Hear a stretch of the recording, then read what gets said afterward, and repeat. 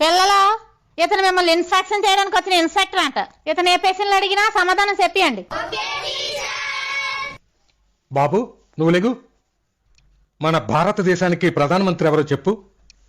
మీరే సార్. మన భారతదేశానికి ప్రధానమంత్రి ఎవరా అంటే నేనే అంటున్నావు. ఏంట్రా నువ్వు స్కూల్లో చదువుతున్నావు? అసలు మేమందరం స్కూల్లో చదవట్లేదు సార్. అక్కడ మేమందరం ఆడుకుంటుంటే టీచర్ వచ్చి ఒక అరగంట మా స్కూల్లో కూర్చోండ్రా, మనిషికి 10 రూపాయలు ఇస్తానని చెప్పి మా అందరినీ ఇక్కడ తీసుకొచ్చి కూర్చోబెట్టేసింది సార్. ఏంటి 10 రూపాయలు ఇచ్చి వీళ్ళందరినీ తీసుకొచ్చి ఇక్కడ కూర్చోబెడతావా? అసలు ఏం టీచర్ అమ్మా? మీరు నన్ను అంటారేటి? నాన్న ఈ స్కూల్లో టీచర్నే కాను. నన్ను పొలం పని చేసుకుంటుంటే ఈ ప్రిన్సిపల్ 100 రూపాయలు ఇచ్చి స్కూల్లో తీసుకొచ్చి నించోబెట్టేశాడు. అవునా? అసలు ప్రిన్సిపల్ ఎక్కడున్నారు? ఆ వెనక గోడ దగ్గర ఉన్నాడు.